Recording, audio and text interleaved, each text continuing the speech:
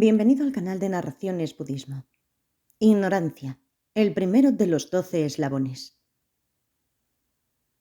Los 12 eslabones de surgimiento dependiente describen cómo el sufrimiento verdadero, la primera verdad noble, proviene de la causa u origen verdadero del sufrimiento, que es la segunda verdad noble.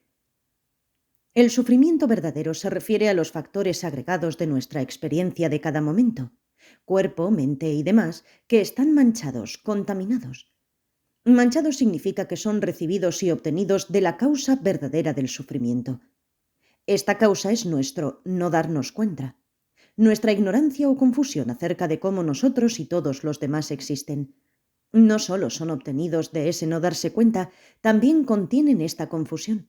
Y si no hacemos nada acerca de ello, el no darse cuenta que mancha estos agregados obtendrá para nosotros más agregados manchados en vidas futuras, incontrolablemente. La incontrolable recurrencia del renacimiento con agregados contaminados es lo que se conoce como samsara.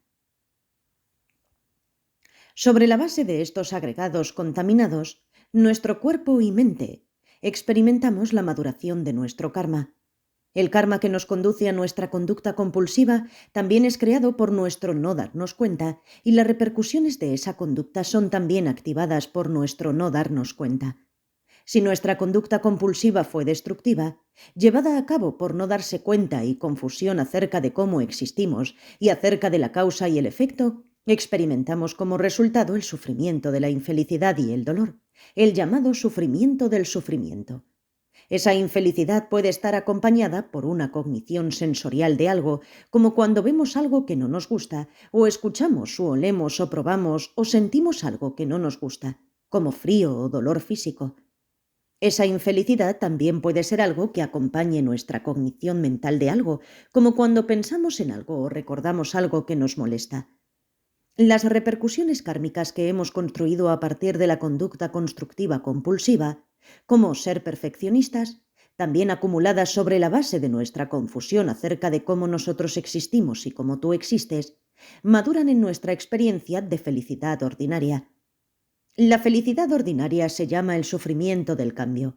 Nunca satisface, y mientras más tenemos, con el tiempo se transforma en insatisfacción e infelicidad, como el ejemplo de la felicidad que experimentamos mientras comemos chocolate. Si fuera felicidad verdadera, mientras más chocolate comiéramos de una sentada, más felices nos volveríamos. Pero obviamente después de una cierta cantidad de chocolate que comemos, nuestra experiencia de comer más estará acompañada de infelicidad. De nuevo, esta felicidad ordinaria, algunas veces llamada felicidad mundana, puede acompañar ya sea una cognición sensorial, como por ejemplo cuando vemos a alguien o escuchamos su voz en el teléfono, u olemos o comemos algo, o tenemos una sensación física. O puede acompañar una cognición mental. Cuando pensamos acerca de algo o lo recordamos, o tratamos de aprender algo, podemos disfrutarlo y sentirnos felices mientras aprendemos algo. Pero si tuviéramos que hacerlo durante 15 horas seguidas, pronto nos sentiríamos muy infelices de tener que seguir haciendo eso. Estos agregados manchados que tenemos, cuerpo, mente, emociones y demás, son la base para experimentar estos dos primeros tipos de sufrimiento, el sufrimiento de la infelicidad y el sufrimiento de la felicidad ordinaria. ¿Por qué? Porque son agregados manchados. Son recibidos a partir de este no darse cuenta y están mezclados con este no darse cuenta. Este no darse cuenta activa el karma antiguo y crea nuevo karma que solo perpetúa todo el ciclo. Los hábitos de este no darse cuenta, o si hablamos de una forma más general, los hábitos de aferrarse a formas imposibles de existencia, causan que la mente proyecte, sobre la base de este hardware limitado que tenemos, apariencias de formas imposibles de existencia. Debido a las apariencias engañosas que nuestra mente proyecta, nuestra mente está confundida y está acompañada por el no darse cuenta de no saber que estas apariencias son falsas. No nos damos cuenta de que no corresponden con la realidad. Dado que no sabemos eso y pensamos justo lo opuesto, concretamente que las apariencias son verdaderas, experimentamos lo que a menudo se llama aferramiento a formas imposibles de existencia. La causa raíz de este aferramiento, entonces, es el no darse cuenta, el primero de los 12 eslabones.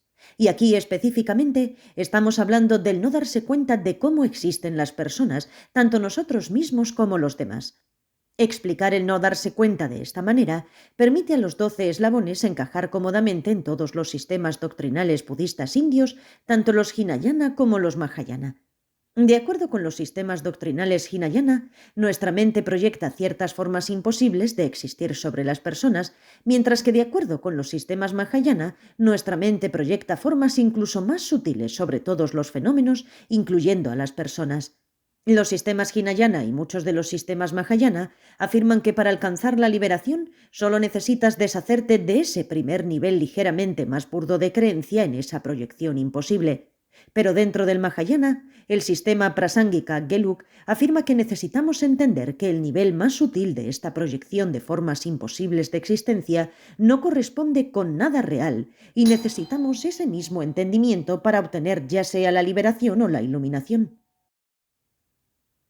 Pero en cualquier caso, sin importar cuál sistema de visiones filosóficas dentro del budismo sigamos, aún así, este no darse cuenta, esta confusión, incluso este mecanismo de proyectar formas imposibles de existencia, no está en la naturaleza de la mente. Eso significa que no necesariamente está ahí a cada momento. La prueba de eso es la total absorción en la vacuidad de un arya, y aún más profundamente y con mayor importancia, cuando esa total absorción es con la mente de luz clara más sutil. Por lo tanto, es posible alcanzar una verdadera cesación de este samsara incontrolablemente recurrente a través de un verdadero estado mental que sea el camino, el cual es el entendimiento de la vacuidad, también conocido como vacío. La vacuidad significa una total ausencia de un referente real de estas formas imposibles de existencia. No hay tal cosa. No existe. Cuando tenemos confianza en que nuestras proyecciones ignorantes, confusas, no corresponden con la realidad, podemos desarrollar más fácilmente una determinación verdadera de liberarnos de todo el sufrimiento que proviene de ser engañados y creer que nuestras proyecciones absurdas son verdaderas.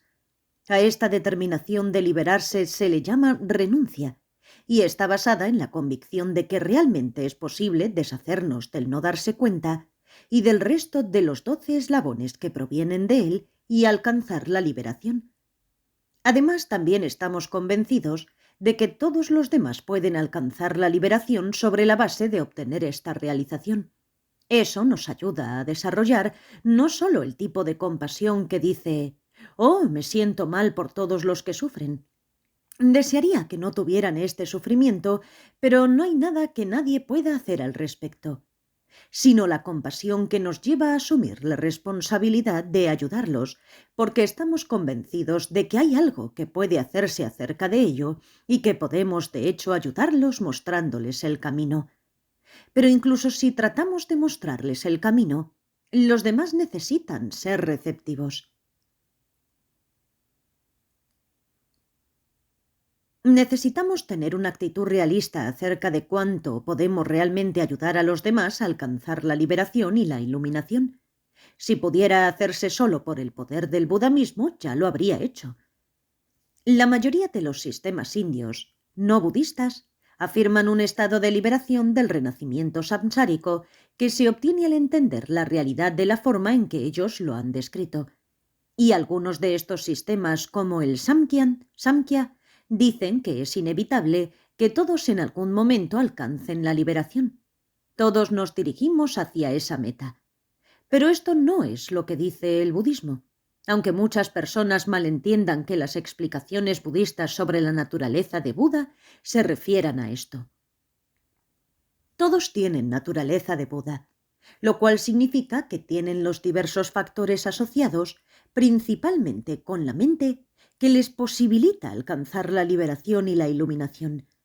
Así que todos son capaces de eso, pero eso no significa que todos alcanzarán la liberación y la iluminación. Hay una gran diferencia entre ser capaz de algo y realmente hacerlo. A menos que alguien sea lo suficientemente receptivo y acumule la suficiente fuerza positiva o mérito, no se interesarán en las enseñanzas sobre la vacuidad y demás que los conducirá a la liberación. Y aun si intentan entender la vacuidad, no serán capaces de obtener cognición no conceptual de ella. Así que veamos el eslabón 1, la ignorancia. Antes de estudiar los 12 eslabones, es importante entender que, aunque hay una lista de 12, como son enumerados consecutivamente, 1, 2, 3, etc., tendemos a creer que son lineales, pero ese no es el caso. Los 12 son descritos como eslabones en una cadena. Una cadena está hecha de anillos que se entrelazan unos con otros y si tenemos una pulsera así forman un largo círculo. Estos 12 eslabones son como las secciones de anillos entrelazados de una cadena. La forma en la que van juntas no es exactamente lineal. El primer eslabón es el no darse cuenta. Eso generalmente se traduce en inglés como ignorancia. En algunos idiomas no tenemos problemas en términos de una palabra como ignorancia en lugar de no darse cuenta.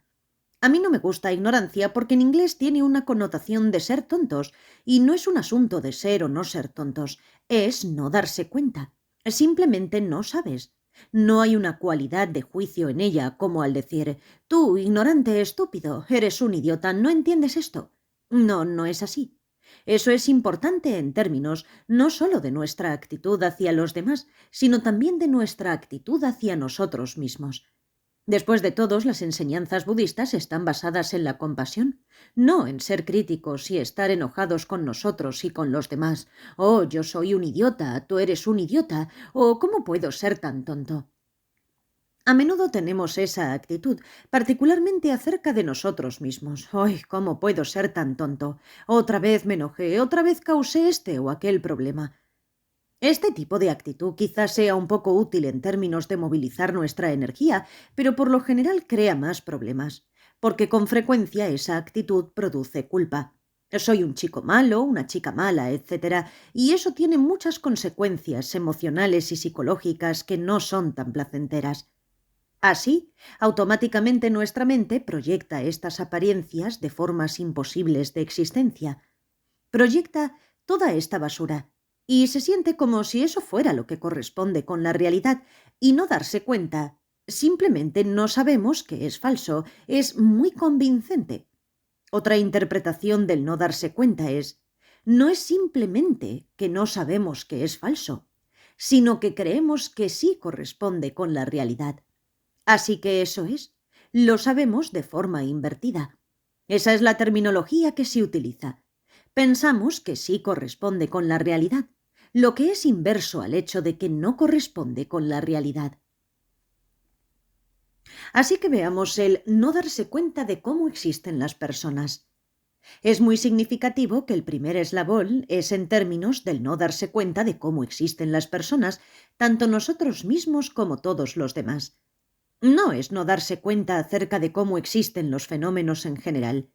Y aun si seguimos el sistema filosófico que dice que realmente para alcanzar la liberación tenemos que entender que la forma imposible en la que todos los fenómenos existen y la forma imposible en que las personas existen, de la que tenemos que deshacernos para alcanzar la liberación, es la misma incluso si seguimos ese sistema. El énfasis está en deshacernos del no darse cuenta acerca de las personas. Eso tiene una implicación sumamente grande en términos de nuestra aplicación de las enseñanzas budistas. Nuestro problema, el verdadero problema, y en lo que necesitamos enfocarnos para alcanzar la liberación, no es en nuestro apego al coche o a la computadora o al chocolate ni nada por el estilo. El problema es nuestro apego al yo. Siempre tengo que tener lo que yo quiero y mi apego a ti, que siempre tienes que hacer lo que yo quiero que tú hagas. E incluso cuando pensamos en términos del problema que tenemos con nuestro apego a la computadora, el coche, el chocolate, etc., el énfasis no está en el coche o en la computadora, el énfasis está en mí como una cosa sólida que posee esas cosas, que soy tan sólido que puedo poseer cosas. Esto se vuelve muy interesante y muy importante en términos de lidiar con los problemas cotidianos. Digamos que estamos tratando de hacer mucha meditación y fuera hay mucho ruido. ¿Cómo nos aproximamos a eso? Podríamos hacer todo tipo de meditaciones sofisticadas para deconstruir el sonido. Es solo la vibración del aire y todo ese tipo de cosas. La percepción del sonido es solo una ola en el océano de la mente. Hay muchos métodos que podríamos usar. Este es un obstáculo enviado por el demonio Mara, así que haré este pequeño pastel Torma. Lo enviaré al demonio Mara y le diré que deje de molestarme. Podemos usar este tipo de aproximación, pero ¿cuál es el verdadero problema aquí? El verdadero problema es este concepto de un yo sólido que siempre tiene que tener las circunstancias conducentes y yo debería tener el control de lo que sucede alrededor de mí. Ese es el problema, porque incluso si deconstruimos el sonido desde su propio lado, aún nos quedamos con un yo muy fuerte que está un poco tenso esperando que surja el siguiente obstáculo. Así aún está este yo sólido. Este es un punto muy útil que nos ayuda a lidiar con diversos problemas. Permítanme darles un ejemplo de mi propia experiencia. Hace un par de años, un restaurante café se mudó a la planta baja del edificio de apartamentos en el que vivo. Y este café es extremadamente popular y está abierto los 7 días de la semana, de las 7 de la mañana a las 3 de la mañana. Y cuando el clima es cálido, hay mesas afuera directamente debajo de todas mis ventanas. Las personas beben y son ruidosas hasta muy temprano en la mañana. Así que es un problema. No tanto cuando trabajo durante el día porque puedo lidiar con el ruido a esa hora, sino conciliar el sueño. Así que podría recostarme en la cama y maldecir a las personas que están afuera pasando un buen rato, tomando mucha cerveza, gritando y riendo. Podría intentar, bueno, eso es solo un sonido, ¿qué más da? Pero eso realmente no me ayuda a dormir. Me parece que tendríamos que ser sumamente avanzados para que eso tuviera algún efecto. Podría mudarme, pero no hay absolutamente ninguna garantía de que el lugar al que me mude será más silencioso. Todo lo que necesita es un vecino que sea aficionado de escuchar música tecno a altas horas de la noche, y ese es el fin de tu atmósfera pacífica. Así que trabajas en deconstruir el yo, que tiene que salir de la forma en la que yo quiero y soy más importante que todas estas personas y lo que yo hago. Meditar y trabajar en mi página web y todas esas cosas es mucho más importante que todas estas personas tontas que están afuera solo bebiendo y pasando lo que ellos consideran un buen rato. Pero si uno trabaja en deconstruir este gran yo sólido, entonces verán, hay millones y millones de personas y todos actúan bajo la influencia de causas y condiciones igual que yo. Y no hay nada especial en mí ni en ellos, ni nada por el estilo. Así que, ¿qué esperas? ¿La famosa línea? ¿Qué esperas del samsara? Ahora, sobre esa base, si aplicas la enseñanza del Lojong del entrenamiento de actitudes o el entrenamiento mental de da la victoria a los demás y acepta para ti la derrota, entonces eso funciona muy bien. Y así en los meses de verano muevo mi colchón a la cocina que no da a la calle. Es la única habitación silenciosa en la casa. Y duermo en la cocina, en el piso de la cocina en el verano, lo cual está perfectamente bien. Pero si simplemente le dan la victoria a los demás y se mudan a la cocina sin el trabajo de tratar de deconstruir el gran yo sólido, entonces está recostado en la cocina pensando, «Oh, soy tan listo y esas personas terribles están allá fuera bebiendo y haciendo escándalo». Aún te estás aferrando a un yo sólido en el caso de hacer eso. Así que, aunque ayuda, no has profundizado lo suficiente como para realmente trabajar con la causa del problema. Este es solo un ejemplo. Y me río porque antes de aplicar cualquier método, cuando estás acostado en la cama, piensas todo tipo de cosas medievales. Debería tener una enorme olla con alquitrán hirviendo que pudiera derramar, y este tipo de cosas medievales que obviamente tampoco son la gran solución. Pero esos pensamientos se nos cruzan por la cabeza.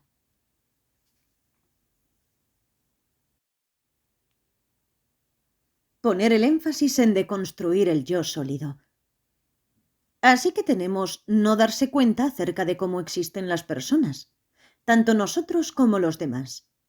Y de nuevo, aunque sí se refiere específicamente tanto a nosotros como a los demás, pienso que el énfasis necesita estar en nosotros mismos.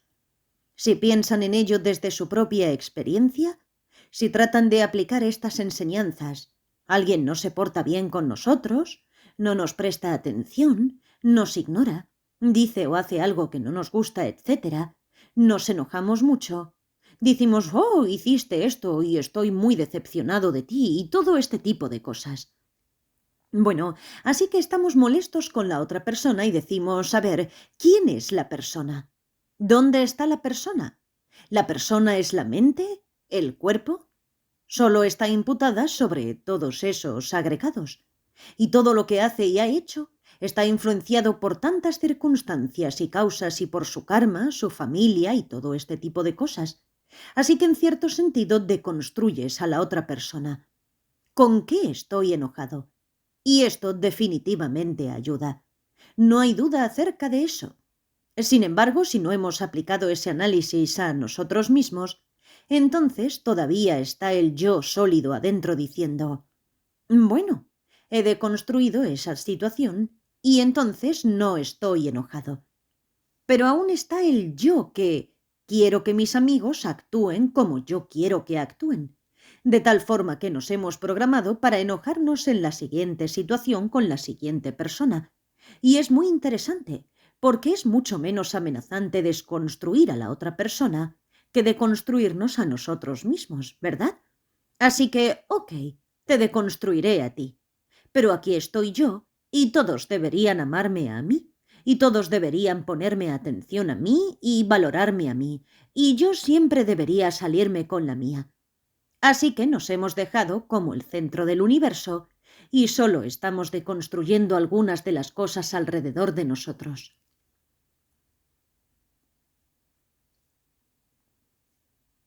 Superar la resistencia del ego.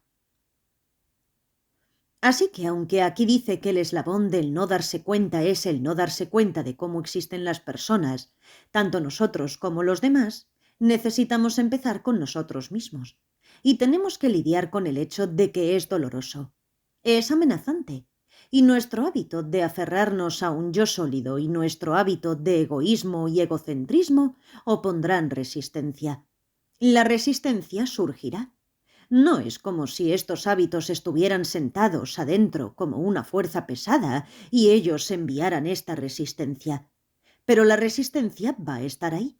Así que aunque necesitamos compasión hacia nosotros mismos, necesitamos una fuerza muy poderosa. Por ejemplo, el texto de entrenamiento mental llamado La Rueda de las Armas Afiladas acude a esta muy poderosa fuerza de Yamantaka. Esa es la representación del aspecto enérgico del darse cuenta que discrimina o sabiduría, parte de la naturaleza de Buda, que tenemos que recurrir a esta gran fuerza dentro de nosotros para aplastar esta resistencia. Yamantaka es el aspecto enérgico de Manjushri. Y tengan cuidado con las traducciones que llamen a este tipo de figuras deidades coléricas iracundas, porque de nuevo eso involucra un aspecto de juicio. Están enojadas con nosotros y, yo estoy enojado conmigo mismo y demás, y no se trata de eso en absoluto.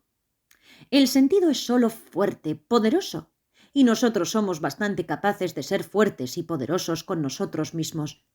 Por ejemplo, quizás no deseamos salir de la cama en la mañana y tenemos esta alarma. Ese es verdaderamente un invento de Mara, con el que podemos apretar un botón para que se apague 5 minutos y vuelva a sonar después. Así que sigues presionándolo y presionándolo y presionándolo hasta que eventualmente tienes que forzarte a levantarte de la cama para ir a trabajar. Así que sí somos capaces de ser enérgicos con nosotros mismos. De lo contrario, nos quedaríamos acostados para siempre presionando el botón cada 5 minutos. El no darse cuenta basado en la doctrina. Bien, el no darse cuenta acerca de cómo existen las personas, cómo nosotros existimos. De esto hay dos niveles. Está el no darse cuenta basado en la doctrina y el no darse cuenta que surge automáticamente. El que está basado en la doctrina es algo que nos han enseñado y que hemos aceptado.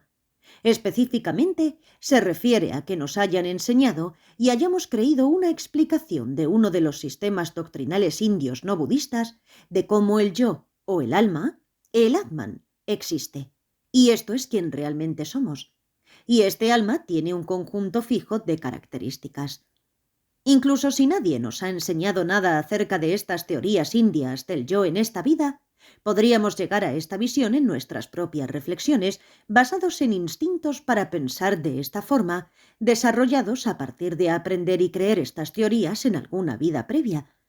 Porque el budismo y todos estos otros sistemas indios afirman la existencia de vidas desde el tiempo sin principio, que todas estas teorías han estado aquí desde siempre, era tras era. Todos tienen este no darse cuenta basado en la doctrina, aunque es posible que no se manifieste en esta vida, por ejemplo, en una vida en la que hemos renacido como un insecto. Cuando nos identificamos con este Atman, eso es quien realmente soy, entonces, basados en eso, obtenemos todo tipo de las llamadas emociones perturbadoras basadas en la doctrina. Este es el mismo yo que sentimos que es nuestro yo cuando somos egoístas, codiciosos, celosos, arrogantes y demás. Aunque muchas de nuestras religiones occidentales, las religiones abrahámicas del judaísmo, el cristianismo y el islamismo, afirman un alma, y muchas de las características del alma suenan muy similares a lo que afirman estos sistemas hinduistas y jainistas en la India, los comentarios budistas son bastante insistentes en que este darse cuenta basado en la doctrina se refiere específicamente a todo el paquete que se obtiene de estos sistemas indios no budistas. Pero entender que las afirmaciones indias de un Atman no se refieren a nada real puede, por supuesto, ayudarnos a superar nuestra creencia en algunas de las afirmaciones no indias del alma que tienen puntos similares, así que no está desconectado. Las 3 características de un Atman. Así que, ¿cuál es exactamente la descripción de un Atman, de un alma?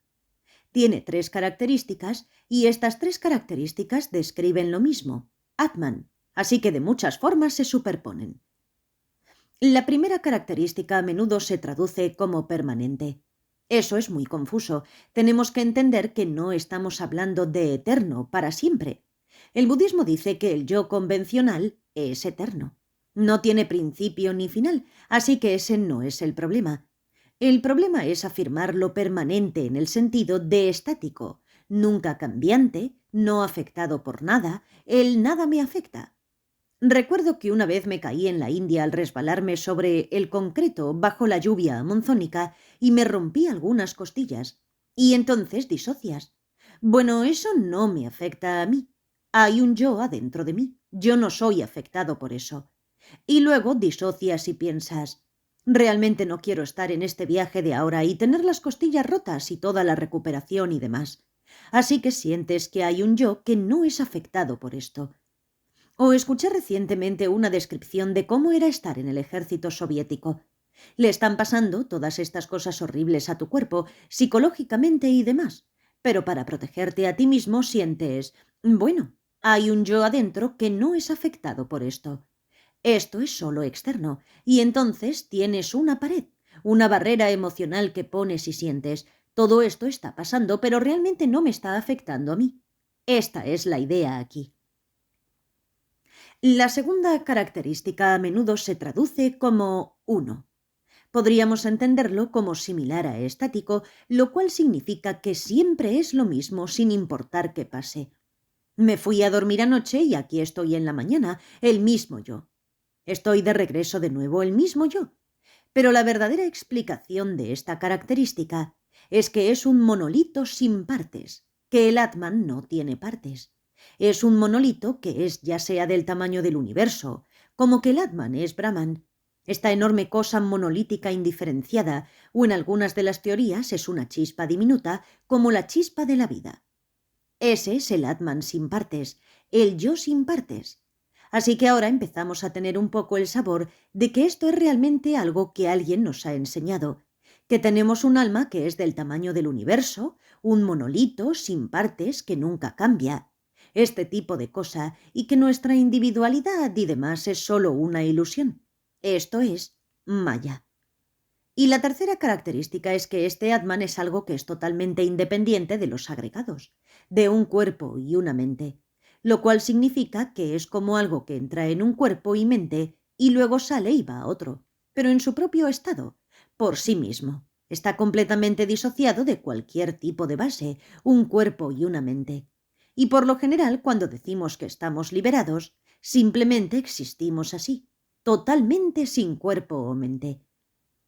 El sistema Samkhya dice que ese Atman con estas características de no afectado por nada, es un monolito sin partes e independiente, tiene una cualidad de darse cuenta desde su propio lado.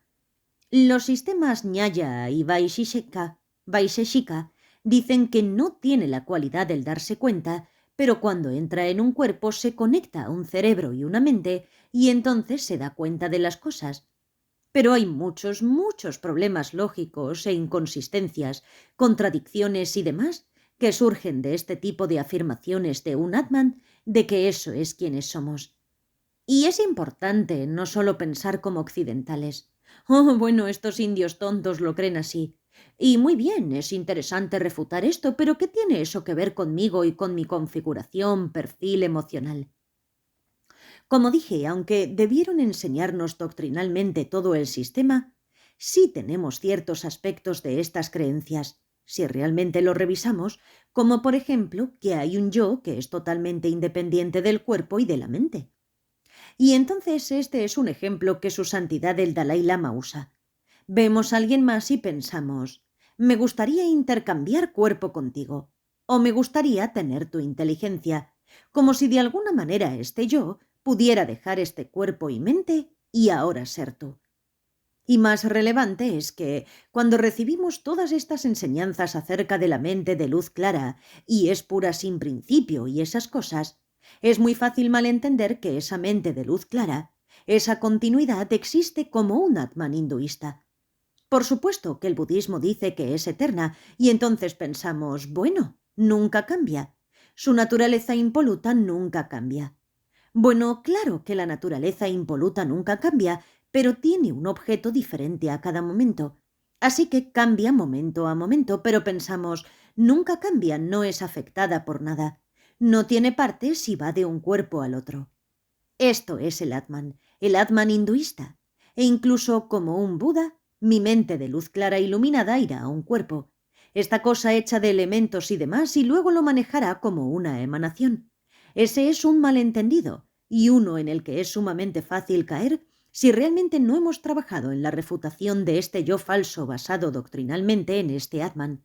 Así que tengan cuidado con eso. Muchas personas caen en este malentendido.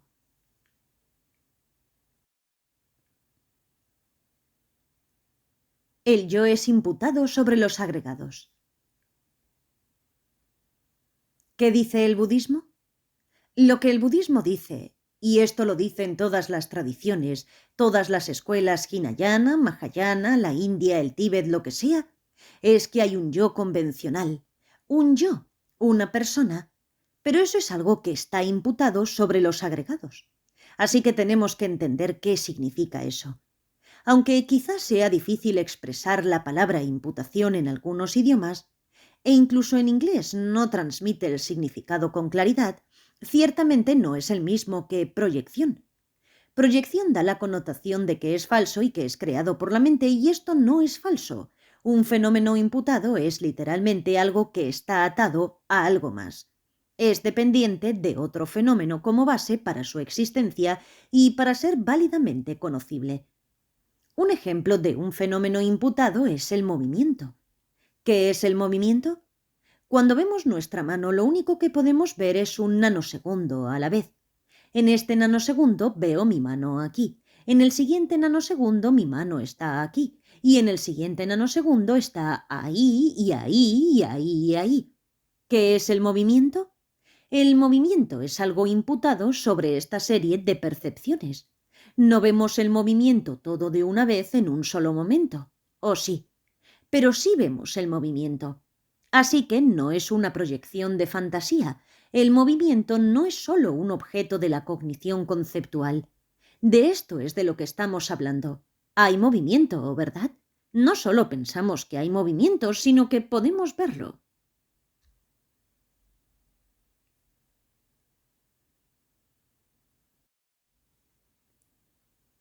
De la misma forma tenemos una serie de momentos, nanosegundos, que están hechos de los agregados, de estos factores de experiencia, percepción, objetos percibidos, cuerpo, emociones y todo este tipo de cosas, momento a momento, hechos de todas estas diferentes partes. Y así como el movimiento es algo imputado sobre esta secuencia de la mano en diferentes posiciones a lo largo de muchos nanosegundos, de la misma forma, el yo es algo imputado sobre esta secuencia de momentos de experiencia hecha por los agregados.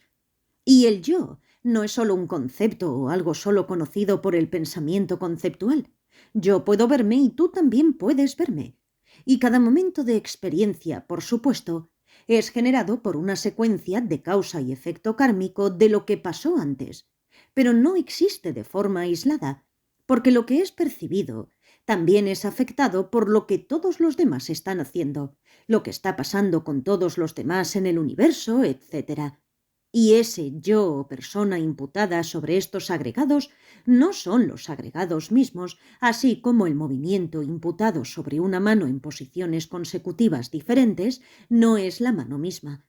Tanto el movimiento como el yo son fenómenos imputados y no pueden existir ni ser conocidos de manera separada de aquello sobre lo que son imputados, específicamente su base de imputación, es decir, la mano en diferentes posiciones consecutivas y los agregados que comprenden momentos consecutivos de experiencia. No soy mi cuerpo. Si fuera mi cuerpo, entonces si pierdo mi mano, ¿ya no soy yo? No, no puede ser así. Y tampoco soy mi mente. Conforme envejezco y pierdo partes de mi memoria, ¿eso significa que ya no soy yo? No, no es así. Y entonces el yo no es idéntico a ninguno de los agregados, es decir, el cuerpo, la mente o cualquiera de sus partes, y tampoco es algo separado de ellos, completamente independiente de ellos. No experimentamos, oh, el cuerpo es frío, pero yo no estoy frío. O el estómago tiene hambre, pero yo no tengo hambre. No, no experimentamos las cosas así. El yo tampoco es siempre lo mismo.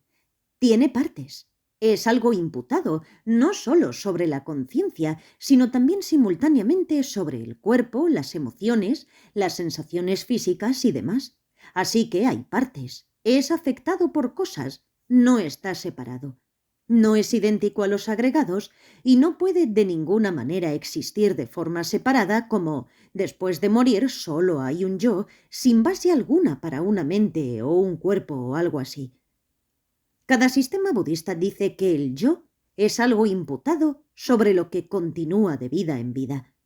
El sistema de Tantra Anuttara Yoga, por ejemplo, explica que es algo imputado en la mente de luz clara inseparable del viento de energía más sutil. Pero el yo no es idéntico a ninguno de ellos. Son la base para la imputación del yo. Siempre hay una base.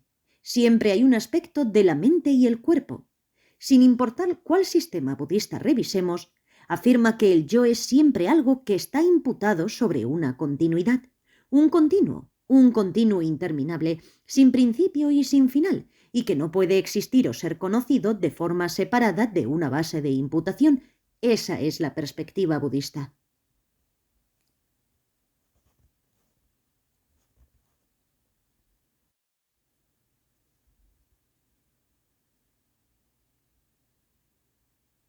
El yo no es algo que habite nuestro cuerpo y mente.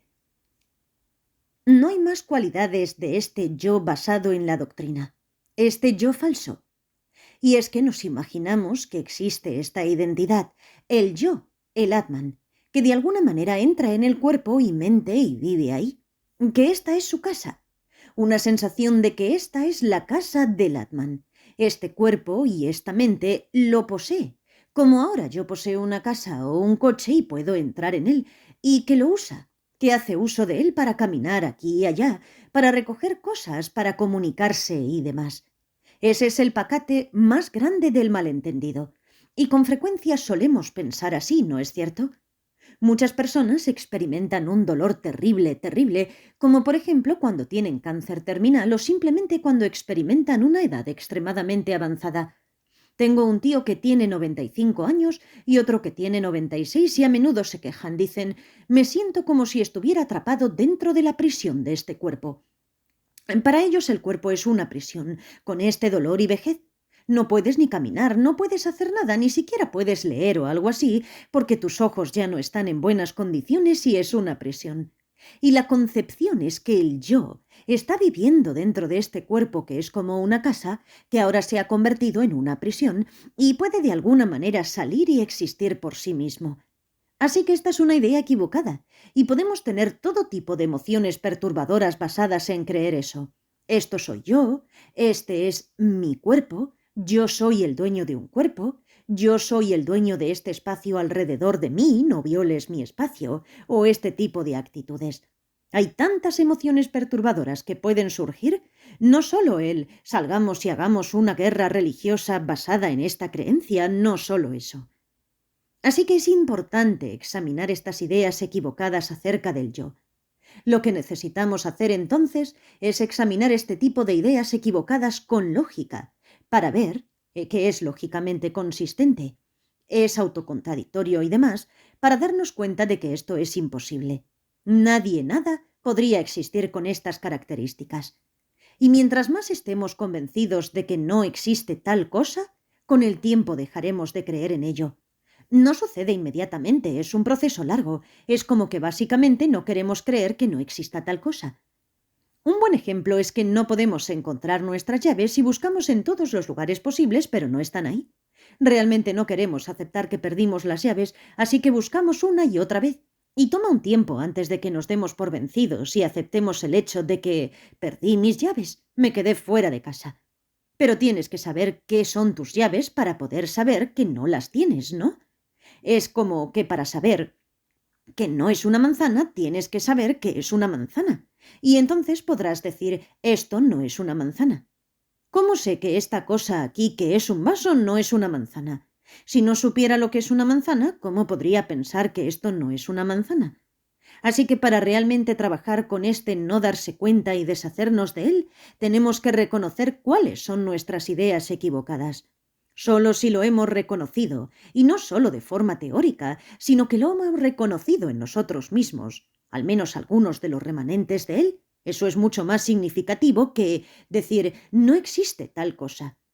Y como digo, necesitamos trabajar en esto durante largo tiempo. No es tan fácil, pero esta refutación a través del análisis es sumamente importante.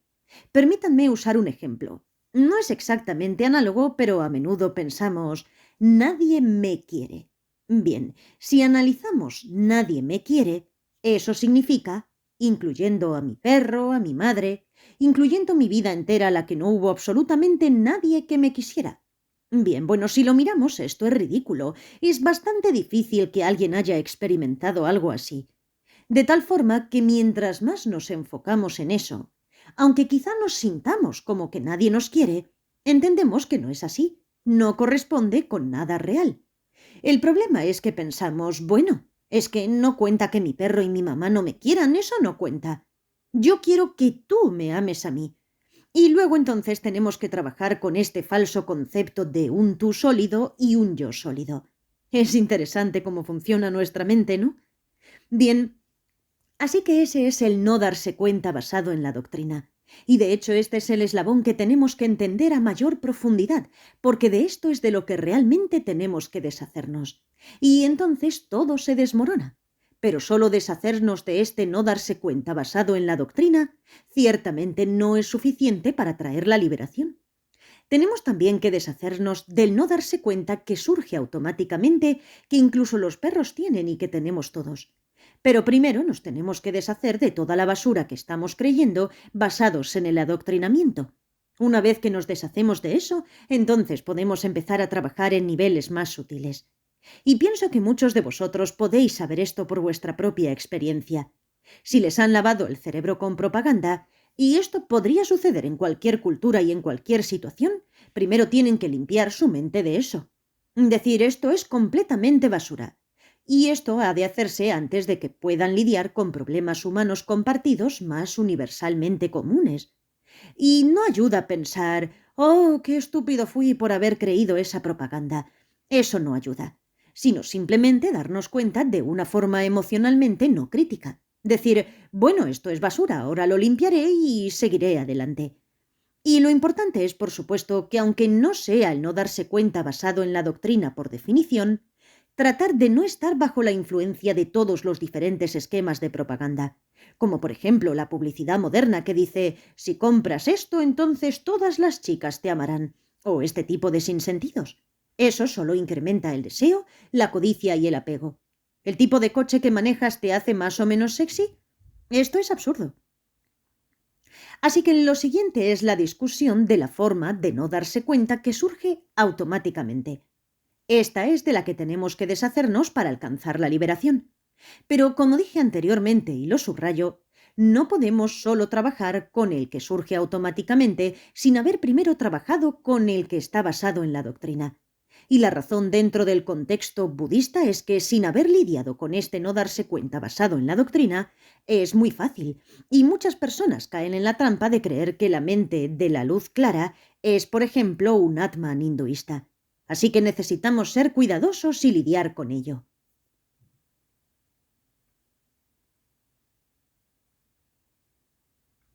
Transcripción de un seminario Rigal Letonia, julio de 2008. Traducido por Roget Laconte Chamier Rodas. Narrado por Cristina Ingrid B. Gracias por escuchar. Puedes seguirnos en nuestras redes sociales